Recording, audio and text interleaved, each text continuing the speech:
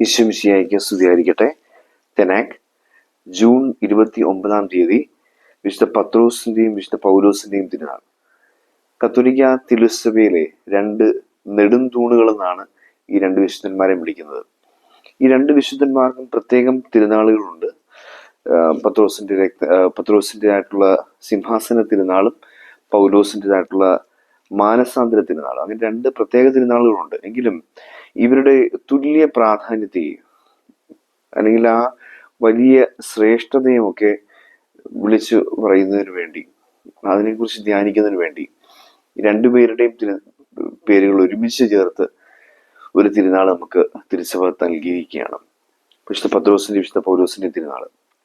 നമ്മള് വിശുദ്ധ പത്രോസിന്റെ ചിത്രങ്ങൾ കാണുമ്പോൾ ഒരു താക്കോല് കയ്യിൽ പിടിച്ച് നിൽക്കുന്നതായിട്ടും പൗലോസിന്റെ ചിത്രങ്ങൾ കാണുമ്പോൾ ഒരു വാള് കയ്യിൽ പിടിച്ച് നിൽക്കുന്നതായിട്ടാണ് നമ്മൾ കാണുന്നത്. നമുക്ക് വ്യക്തമായിട്ടും അറിയാം, പത്രോസ് അപ്പോസ്തലൻ ഈശോയുടെ ദൈവത്വത്തിലുള്ള വിശ്വാസം പ്രഖ്യാപിക്കുകയാണ്. ഇങ്ങനെ നീയാണ് ജീവനുള്ള ദൈവത്തിന്റെ പുത്രൻ എന്ന് പറയുമ്പോഴത്തേക്ക് യേശു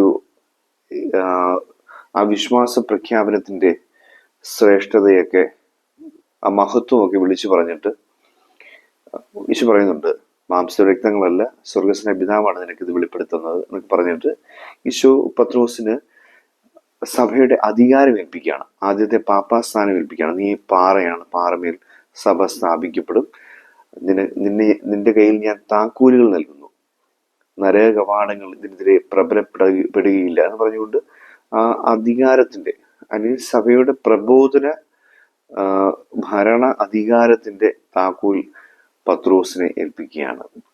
സ്വർഗം തുറക്കാൻ പറ്റും. നീ ഭൂമിയിൽ തുറക്കുന്നതെല്ലാം സ്വർഗത്തിലും, ഈ ഭൂമിയിൽ കെട്ടുന്നതെല്ലാം സ്വർഗത്തിലും കെട്ടപ്പെടുന്നു, ഭൂമിയിൽ അഴിക്കുന്നതെല്ലാം സ്വർഗത്തിൽ അഴിക്കപ്പെടും എന്ന് പറഞ്ഞുകൊണ്ടാണ് താക്കോല് നൽകുന്നത്.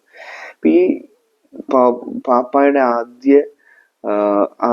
ഈശോ നൽകിയ അധികാരം, ആദ്യത്തെ പാപ്പായ്ക്ക് നൽകിയ അധികാരത്തിന്റെ തുടർച്ചയാണ് നമ്മളിപ്പോഴും പാപ്പാമാരിലൂടെ, പാപ്പായുടെ ഭരണത്തിലൂടെയൊക്കെ നമ്മൾ സ്വീകരിച്ചുകൊണ്ടിരിക്കുന്നത്. പൗലോസ് അപ്പോസ്തലനെ കുറിച്ച് ചിന്തിക്കുകയാണെങ്കിൽ, പൗലോസ് അപ്പോസ്തലന്റെ രക്തസാക്ഷ്യത്തിന്റെ പ്രതീകമാണ് യഥാർത്ഥത്തിൽ ഈ വാള്. പക്ഷെ രക്തസാക്ഷ്യത്തിന്റെ പ്രതീകം മാത്രമല്ല, പുതിയ നിയമ പുസ്തകങ്ങളില്, പുതിയ നിയമത്തില് 3/4 ഭാഗവും എഴുതിയത് ആരെന്ന് ചോദിച്ചാൽ അത് പൗലോസ് അപ്പോസ്തലനാണ്. പൗലോസ് അപ്പോസ്തലൻ ഒറ്റയ്ക്കാണ് ഈ വചനത്തിന്റെ, പുതിയ നിയമ പുസ്തകങ്ങളിലെ വചനം, ബൈബിളിന്റെ 3/4 ഭാഗവും എഴുതി തീർത്ത ഒരാൾ എന്നൊരു പ്രത്യേകതയുണ്ട്. അദ്ദേഹത്തിന്റെ പ്രേക്ഷിത യാത്രകളിലൂടെ അദ്ദേഹം അനേകരിലേക്ക് വചനം കൊണ്ട് ചെല്ലുകയും ചെയ്തു. ഈ അനേകരിലേക്ക് ഈ വചനം എത്തിക്കുകയും ചെയ്തു.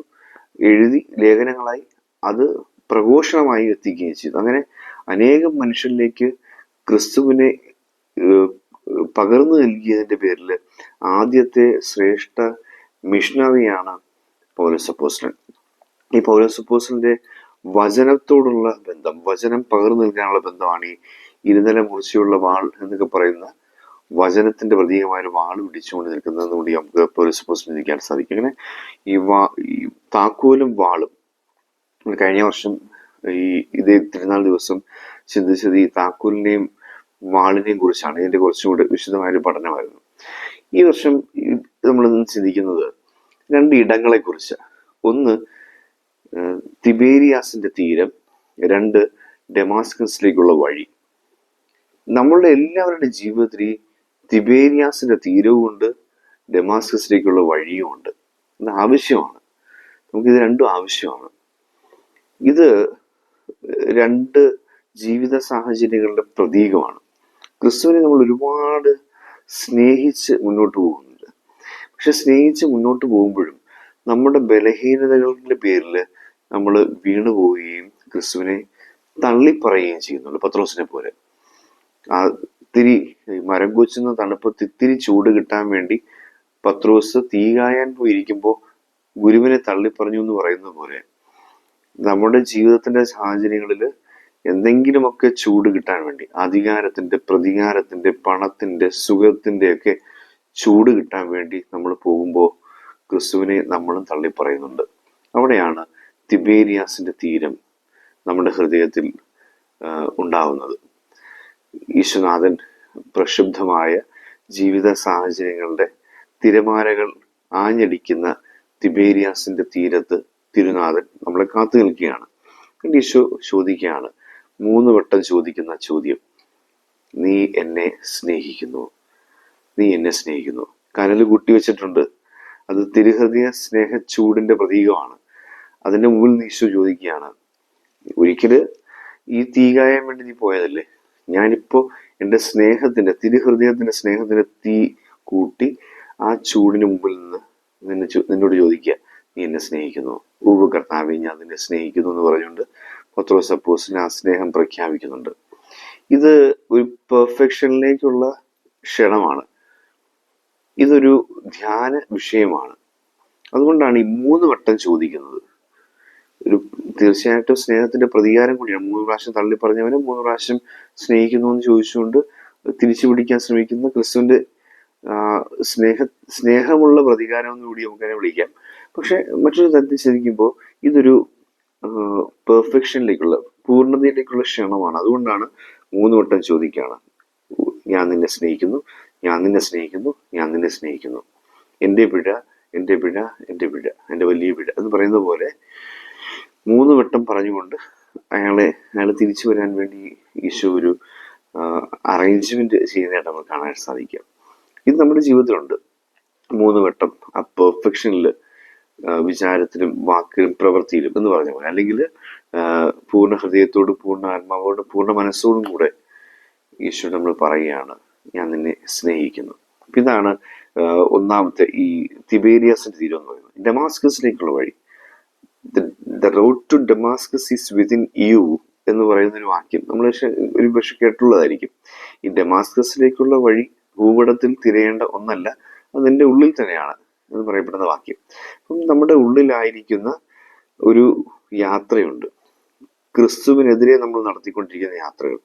നമ്മൾ അറിഞ്ഞോ അറിയാതെയോ അഹന്തയുടെ കുതിരപ്പുറമേറി ക്രിസ്തുവിനെതിരെ നമ്മൾ നടത്തിക്കൊണ്ടിരിക്കുന്ന യാത്രകൾ. ഈ യാത്രയിൽ നമ്മൾ ക്രിസ്തുവിനെ കണ്ടുമുട്ടും. ക്രിസ്തു ഒരു പ്രകാശഗോപുരമായി നമുക്ക് മുമ്പിൽ നിൽക്കുകയാണ്. ഇവിടെ നമ്മൾ പത്രോസിന്റെ ജീവിതത്തിൽ അവന് ചൂട് നൽകുന്ന സ്നേഹത്തിന്റെ തീക്കനലായിട്ടാണ് ഈശോ മുമ്പിൽ നിൽക്കുന്നത്. ഈശോ ഉണ്ട് അവിടെ. പൗലോസിന്റെ ജീവിതത്തില്, സാവൂളിന്റെ ജീവിതത്തിൽ നമ്മൾ നോക്കുമ്പോൾ കാണുന്നത്, അവിടെ ഈ പഴയ നിയമത്തില് പുറപ്പാട് പുസ്തകത്തിലൊക്കെ പറയുന്നുണ്ട്, പകൽ മേഘസ്തംഭമായും രാത്രി അഗ്നിസ്തംഭമായും വന്നു എന്ന് പറയുന്നൊരു വരി നമ്മൾ വായിക്കുന്നുണ്ട്. ദൈവം വരുന്നു. ഇപ്പം രാത്രി ഇങ്ങനെ വെളിച്ചത്തിന്റെ ഒരു സ്തംഭമായിട്ടൊക്കെ ഇങ്ങനെ ദൈവം വരികയാണ്. അഗ്നിസ്തംഭം, തീ, വെളിച്ചത്തിന്റെ സ്തംഭം. അത് ഇരുളില, പകലല്ല. ഈ സാവൂളിന്റെ ജീവിതത്തിൽ ഇരുട്ട. സാവൂളിന്റെ ഇരുള് നിറഞ്ഞ, അല്ലെങ്കിൽ അഹന്തയുടെയും ക്രിസ്തുവിനെതിരെയുള്ള നീക്കത്തിന്റെയും ഇരുള് നിറഞ്ഞു നിൽക്കുന്ന സാവൂളിന്റെ ജീവിതത്തിൽ ഒരു അഗ്നിസ്തംഭമായി, അല്ലെങ്കിൽ പ്രകാശ ഗോപുരമായി, പ്രകാശസ്തംഭമായി ദൈവം കടന്നു വരുന്നു. എന്നിട്ട് ആ പ്രകാശം സൗണ്ടിന് താങ്ങാൻ പറ്റാതെ താഴെ വീഴുക. ആ പ്രകാശം കൊണ്ട് അന്ധനായി പോകുന്നു. ഇരുള് കൊണ്ടാണ് നമ്മൾ സാധാരണ അന്ധനായി പോകുന്നത്, ഇരുട്ട് കൊണ്ട് അന്ധനായി പോകുന്നവരാ നമ്മൾ. പക്ഷെ ഇവിടെ വെളിച്ചത്തിന്റെ ആധിക്യം കൊണ്ട് അയാൾ അന്ധനായി പോകുന്നു. എന്നിട്ട് അവിടെ ഒരു ചോദ്യം വരിക, നീ എന്നെ സ്നേഹിക്കുന്നു എന്നുള്ള പത്രോസിനോടുള്ള ചോദ്യത്തിന് സമാനമായ ഒരു ചോദ്യം ഇവിടെ വരിക. ആ ചോദ്യം ഇതാണ്, നീ എന്തിനെന്നെ പീഡിപ്പിക്കുന്നു? 2 ചോദ്യങ്ങളാണ്. നീ എന്നെ സ്നേഹിക്കുന്നു എന്നുള്ളൊരു ചോദ്യം ചില നേരങ്ങളിൽ നമ്മളെ നോക്കി ദൈവം ചോദിക്കുന്നുണ്ട്. ചില നേരങ്ങളിൽ ദൈവം നമ്മളെ നോക്കി ചോദിക്കുന്ന ചോദ്യമാണ്, നീ എന്തിനാ എന്നെ പീഡിപ്പിക്കുന്നത്? നീ പീഡിപ്പിക്കുന്ന ഈശോയാണ് ഞാൻ എന്ന് പറയുന്ന വാക്യം. അത് അവിടെയും ഒരു പെർഫെക്ഷനിലേക്കുള്ള നീക്കമല്ല. 3 ദിവസം അയാൾ ആ ഇരുളിലായിരുന്നു. 3-ാം പക്കം വെളിച്ചത്തിലേക്ക് കയറി. ക്രിസ്തുവിന്റെ ഉയർപ്പ് അതേപടി ജീവിതത്തിൽ പകർത്തണമെന്ന് ഈശോയ്ക്ക് എന്തോ നിർബന്ധമുള്ളതുപോലെ നമുക്കങ്ങനെ കാണാൻ സാധിക്കും. 3 ദിവസം അവൻ ഇരുളിലായിരുന്നു, കല്ലറയിലായിരുന്നു ഈശോയെ പോലെ. എന്നിട്ട് അവൻ ഉയർത്തെഴുന്നേറ്റു. സാവൂൾ പൗലോസായി ഉയർത്തെഴുന്നേൽക്കുന്നു എന്നാണ് നമുക്ക് കാണാൻ സാധിക്കുക. അപ്പൊ ഈ ഒരു പ്രക്രിയ നടക്കാൻ വേണ്ടി 3 ദിവസം എടുക്കുന്നു എന്ന് പറയുന്നത് അയാളുടെ ജീവിതത്തിലെ ധ്യാന ദിവസങ്ങളാണ്. ഒരു 3 ദിവസത്തെ റിട്രീറ്റിന് പോയി എന്ന രീതിയിൽ നമുക്ക് ചിന്തിക്കാൻ സാധിക്കുന്നതാണ് സാവൂളിന്റെ. ആ 3 ദിവസത്തെ ധ്യാനം കൂടിയിട്ട് തിരിച്ചു വന്നപ്പോഴത്തേക്ക് യോനാ പ്രവാചകൻ മത്സ്യത്തിന്റെ ഉദരത്തിൽ നിന്ന് പുറത്തേക്ക് വന്ന പുതിയൊരു മനുഷ്യനായെന്ന് പറഞ്ഞ പോലെ സാവൂൾ പൗലോസായി മാറി. അയാൾ ഉയർത്തെഴുന്നേറ്റു. അങ്ങനെ നമുക്ക് കാണാൻ സാധിക്കാം. 3-ാം പക്കം നമ്മളിങ്ങനെ ഈ രണ്ടിടങ്ങളെ നമ്മളൊന്ന് ചിന്തിക്കുകയാണ്. ഒന്ന് തിബേരിയാസിന്റെ തീരം, 2 ദമാസ്കസിലേക്കുള്ള വഴി. ഇത് രണ്ടും നമ്മുടെ ജീവിതത്തിലുണ്ട്, ഉണ്ടാവണം. അങ്ങനെയെങ്കിൽ മാത്രമേ നമുക്ക് വീണ്ടും ക്രിസ്തു സ്നേഹത്തോട് ചേർന്ന് നിൽക്കുവാൻ സാധിക്കുകയുള്ളൂ. ഒരു പത്രോസ് നമ്മളിലും രൂപപ്പെടുകയുള്ളൂ, ഒരു പൗലോസ് നമ്മളിലും രൂപപ്പെടുകയുള്ളൂ. അതുകൂടി സഭയിലെ വളരെ പ്രധാനപ്പെട്ട 2 അപ്പോസ്തലന്മാരുടെ ജീവിതത്തിലൂടെ ക്രിസ്തു നമ്മളെ പഠിപ്പിക്കുന്ന ഈ പാഠം ഹൃദയത്തിൽ സ്വീകരിച്ചുകൊണ്ട് അവരുടെ ജീവിതത്തെ മാറ്റിമറിച്ച് ഈ 2 ഇടങ്ങൾ നമ്മളുടെ ജീവിതത്തിലും നമ്മുടെ പ്രാർത്ഥനാനുഭവങ്ങളിൽ നമുക്ക് കണ്ടുമുട്ടാനുള്ള കൃപ തരണമെന്ന് പ്രാർത്ഥിച്ചുകൊണ്ട് നമുക്ക് ഈ തിരുനാൾ ആഘോഷിക്കാം. വിശുദ്ധ പത്രോസിന്റെയും പൗലോസിന്റെയും മാധ്യസ്ഥ്യം നമ്മെ ഈ ആത്മീയ ജീവിതത്തിൽ തുണയ്ക്കട്ടെ.